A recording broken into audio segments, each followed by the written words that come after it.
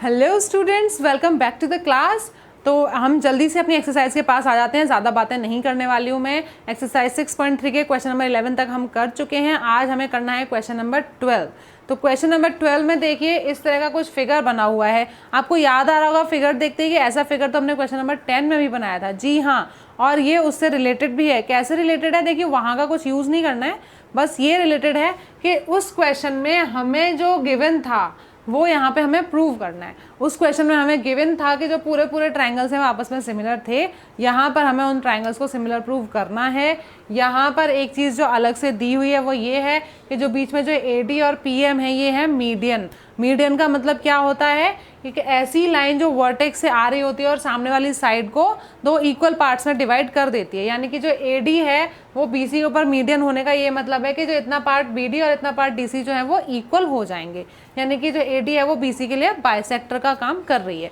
और सेम इसी तरह से PM भी है जो QR की बाइसेक्टर है, यानी कि मीडियन है, इस ट्रायंगल की मीडियन है। देखिए मीडियन पूरे ट्रायंगल का होता है, पर उसका मतलब यही होता है कि वो जिस वर्टेक्स से मीडियन आ रहा है वो सामने वाली ऑपोजिट साइड को दो इक्वल पार्ट्स में ही डिवाइड करेगा, यानी कि QM और MR भी इक्वल हो गए।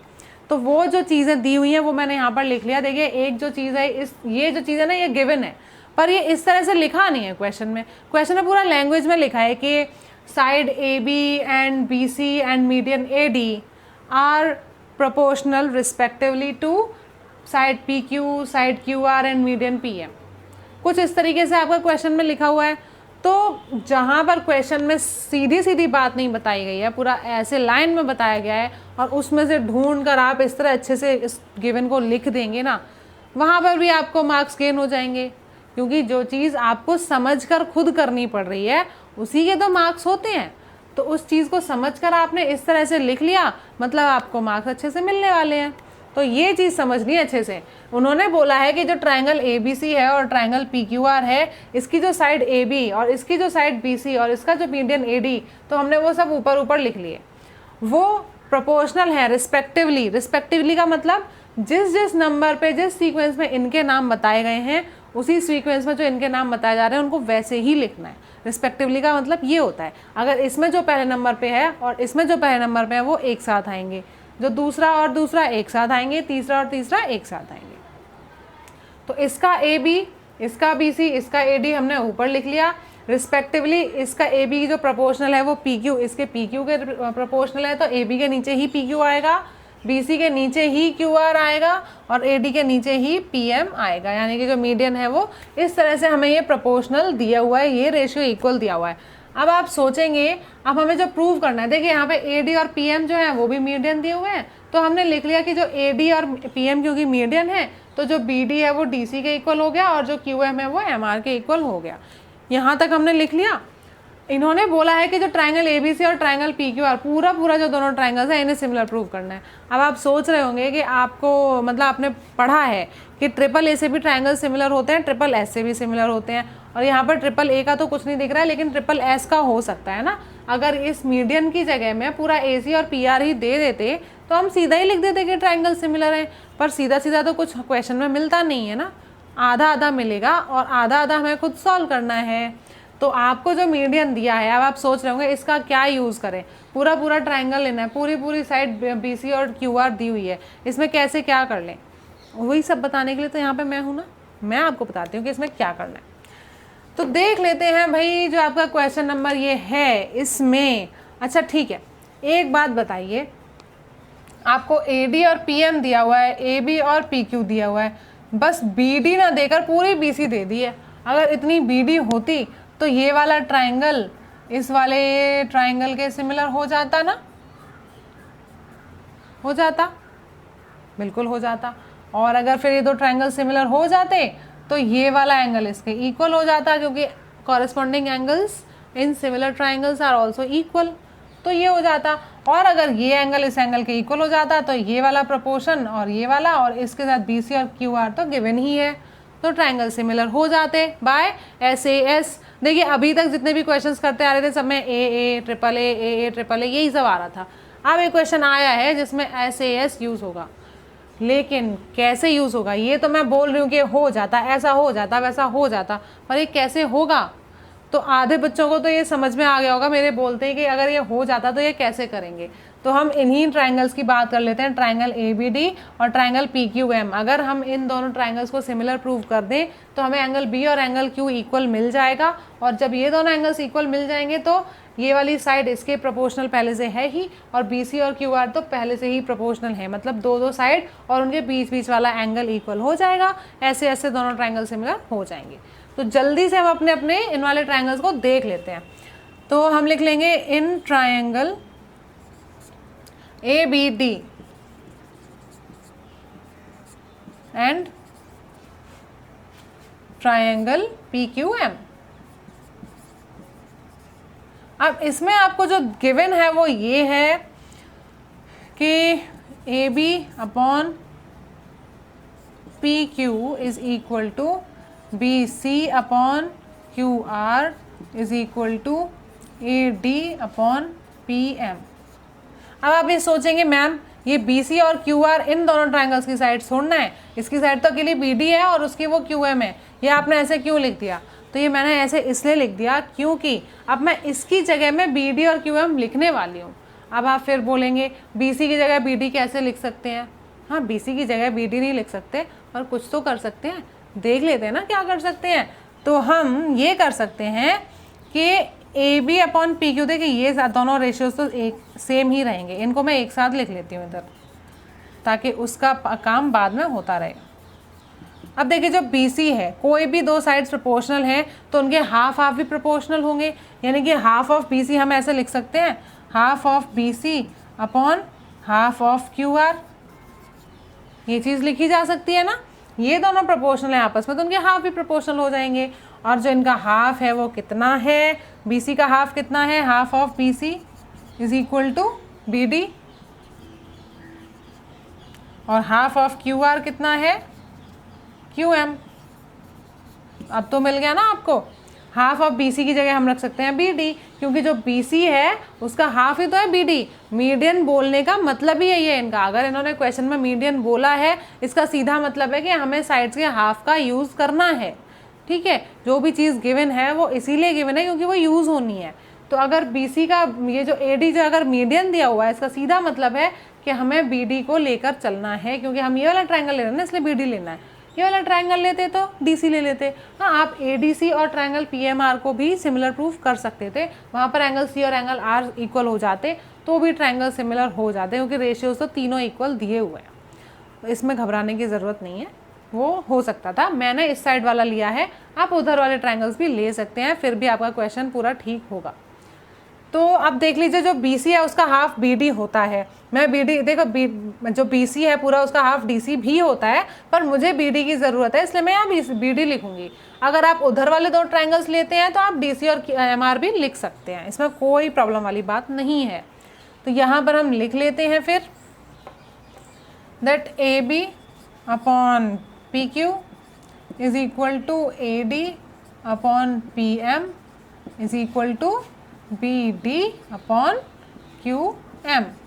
देखिए ये वाली साइड इसके प्रोपोर्शनल, ये वाली साइड इसके प्रोपोर्शनल, और ये वाली साइड इसके प्रोपोर्शनल। तो हो गए ना दोनों ट्राइंगल सिमिलर। किससे? ट्रिपल एस से। देख लीजिए इसी क्वेश्चन में ट्रिपल एस भी आ गया। तो जब ये साइड्स प्रोपोर्शनल हो गई इस तरह से, देयरफॉर ट्राइंगल ABD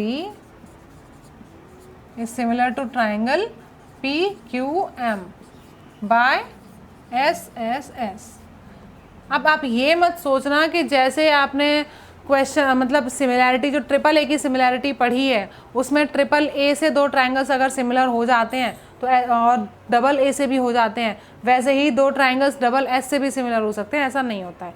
देखिए वो सिर्फ कंडीशन ट्रिपल ए की होती है, वो भी मैंने आपको बता दिया था, क्योंकि अगर कोई भी दो ट्राइंगल्स में दो करस्पॉन्डिंग एंगल्स इक्वल हैं तो तीसरा भी अपने आप इक्वल हो जाएगा ना एंगल सम प्रॉपर्टी यूज़ करके, इसलिए हम डबल ए भी यूज़ कर लेते हैं। लेकिन जहाँ पर ट्राइंगल्स में सिर्फ ट्रिपल एस यूज़ करना होता है वहाँ आप ये मत सोचिए कि अगर हमें दो साइड्स पहले से प्रोपोर्शनल दिए तब भी हम ट्राइंगल्स को सिमिलर प्रूव कर सकते हैं, ऐसा नहीं होता है।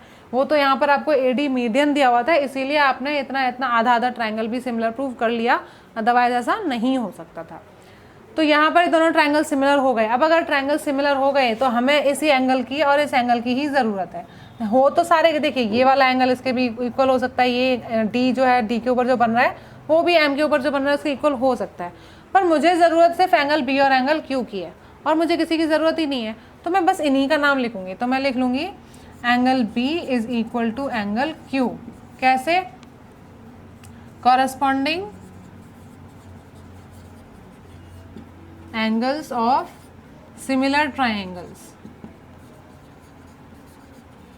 सिमिलर ट्राइंगल्स के कॉरस्पॉन्डिंग एंगल्स हैं, इसलिए ये भी इक्वल हो गए।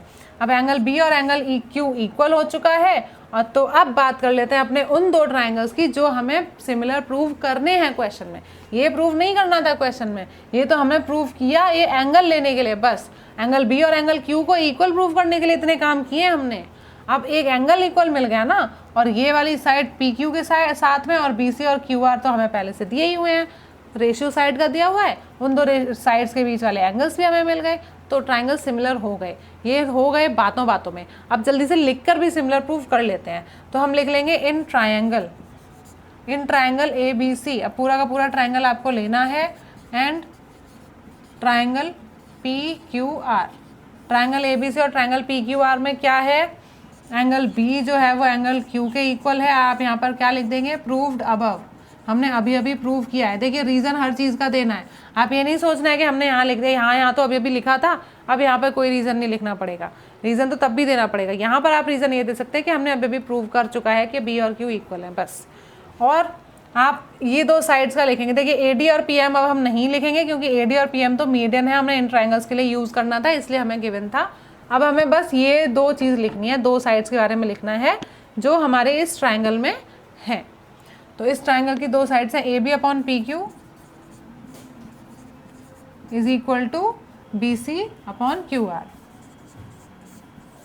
और यहाँ पर आप रीज़न क्या दे देंगे, गिवन। ये चीज़ हमें गिवन है कि ये रेशियो दिया हुआ है। देखिए रेशियो दिया हुआ है, उन दोनों साइड्स के बीच के एंगल्स आ गए। आप लिख देंगे कि triangle A B C similar to triangle P Q R by S A S. तो वहाँ पर जगह नहीं है, देखिए मैं यहाँ पर लिख देती हूँ, therefore triangle ABC is similar to triangle PQR by SAS. Hence proved. यहाँ तक क्लियर है। देखिए बोर्ड पर थोड़ा इस तरह से क्वेश्चन गया कि यहाँ किया फिर यहाँ किया फिर प्रूव वाली स्टेटमेंट यहाँ लिख दी। आई होप आपको समझ में तो आ ही गया है, तो फिर इसमें आपको कन्फ्यूजन की बात तो नहीं होगी ना कि यहाँ की जगह चीज़ मैंने यहाँ क्यों लिख दी, यहाँ पे इतना स्पेस नहीं था इसीलिए ये लिख दिया। लेकिन सबसे इम्पॉर्टेंट है कि क्वेश्चन को समझना। क्वेश्चन में आपको दिया हुआ है ना, जो दो साइड्स और एक मीडियन का रेशियो इक्वल दिया हुआ है, तो उसको हमने किस तरह से यूज़ करके हम आगे बढ़े और क्वेश्चन को सॉल्व किया। आई होप ये आपको अच्छे से समझ में आ गया होगा। एक बार में अगर ना समझ में आए तो 2-3 बार उसको देखिए और अपने आप करने की कोशिश ज़रूर करिए। और मैं तो आपसे कहूँगी कि इसको अच्छे से समझने के लिए ये वाले दो ट्रायंगल ना लेकर आप ADC और PMR को सिमिलर प्रूव करके इसको ट्राई करके देखिए, पक्का आपको अच्छे से समझ में आ जाएगा।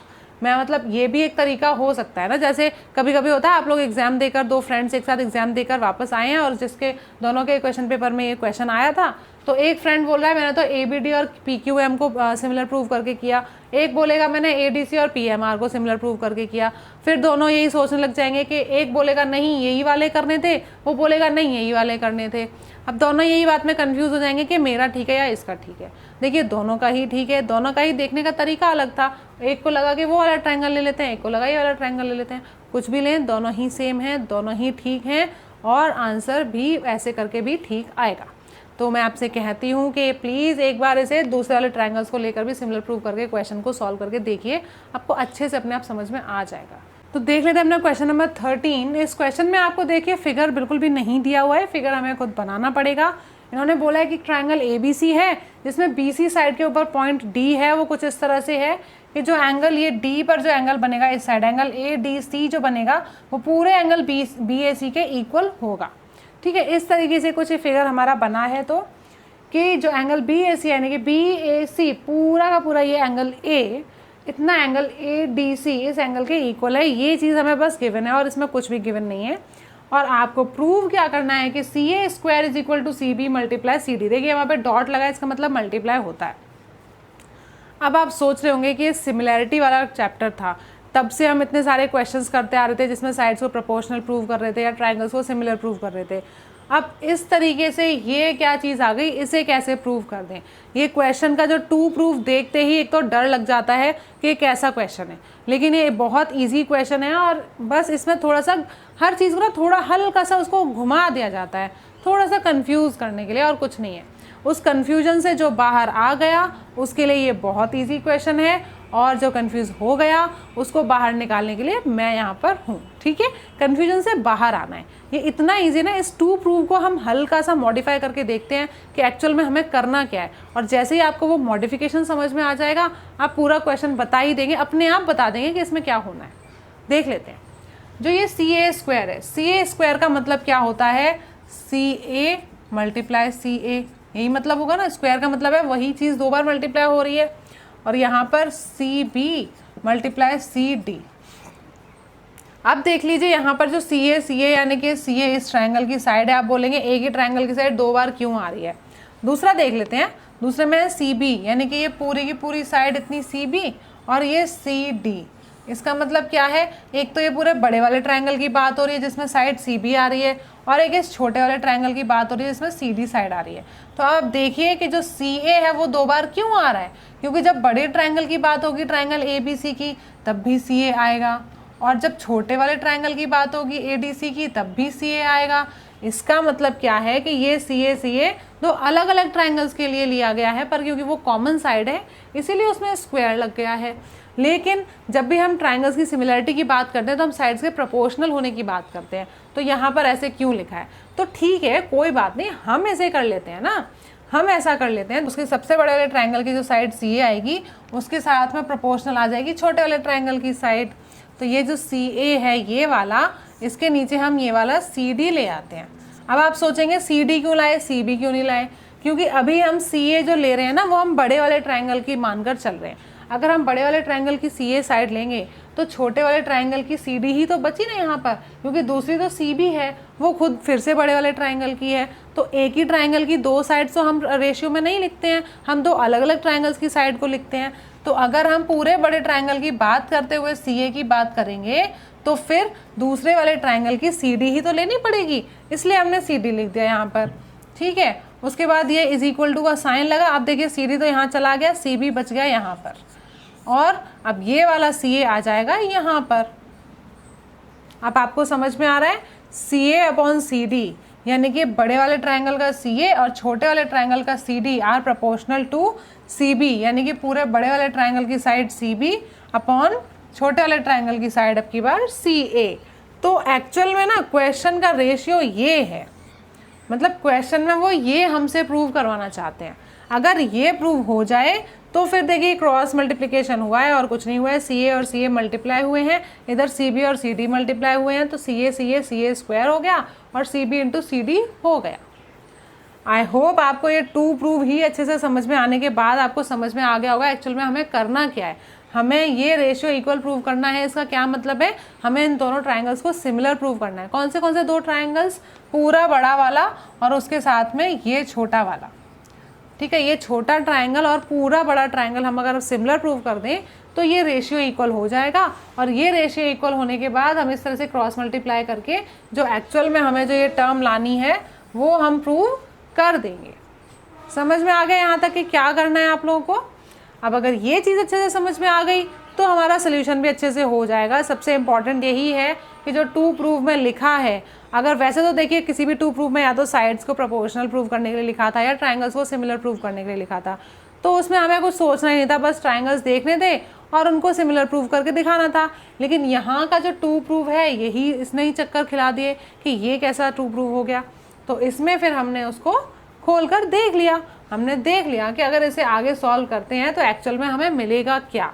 हमने CA/CD क्यों किया है, हमने CA/CB क्यों नहीं किया, ये भी आपको अच्छे से समझ में आ गया होगा, क्योंकि CA जो है हम बड़े ट्रायंगल की बात करके ले रहे हैं तो फिर छोटे ट्रायंगल का सी डी ही है यहाँ पर इस साइड में, वही नीचे आएगा। क्योंकि देखिए इधर तो सी ए था ही, यहाँ पर सी बी और सी डी दो चीज़ें थी, इनमें से कोई एक चीज़ हमें नीचे लानी थी। नीचे क्यों लेकर आनी थी? क्योंकि हम वो रेशियो ढूंढना चाह रहे थे, वो प्रोपोर्शनैलिटी देखना चाह रहे थे साइड्स की।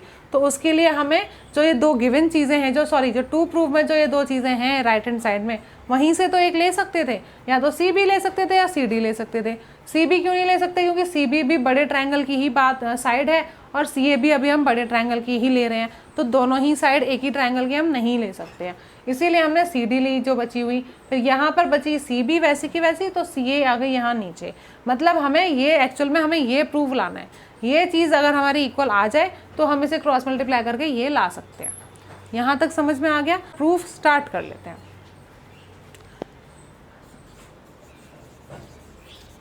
तो हमें प्रूफ में सीधा आपको दिख रहा होगा, हम सबसे पहले ट्रायंगल्स का नाम लिख लेते हैं।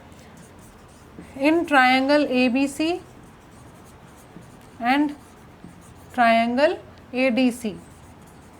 देखिए ये क्वेश्चन बहुत ज़्यादा इंपॉर्टेंट इसलिए भी हो जाता है क्योंकि अभी तो ये ट्रायंगल्स के नाम हमने ऐसे ही कुछ भी लिख लिया, ए बी सी ए डी सी लिख लिया, पर जब ये सिमिलर प्रूव हो जाएंगे तो इनके नाम को बिल्कुल सीक्वेंस में कैसे लिखना है।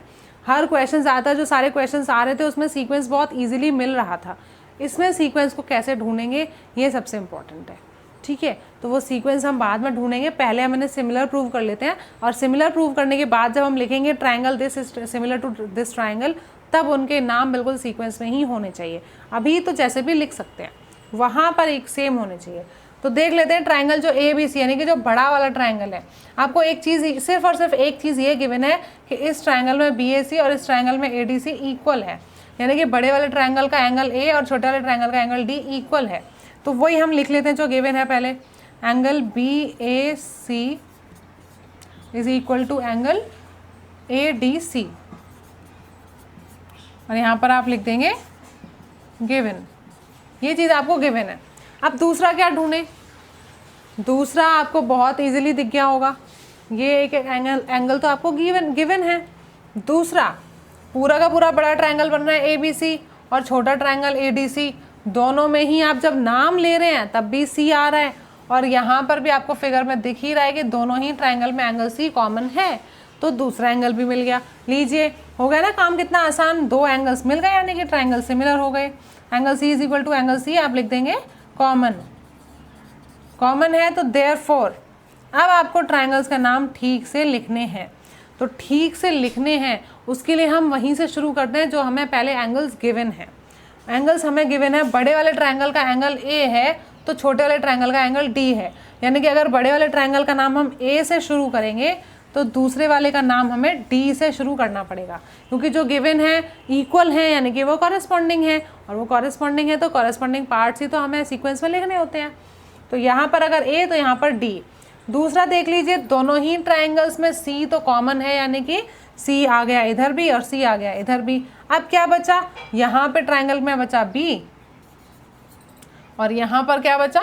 ए। ट्रायंगल्स की सिमिलैरिटी जब प्रूव हो गई तब हमने उनके नाम किस तरह से लिखे। देखिए हर चीज़ ये सब सारी की सारी ना बहुत इंपॉर्टेंट हो जाती हैं, और इस क्वेश्चन में इतनी सारी चीज़ें आपको सोच सोच के करनी पड़ रही हैं।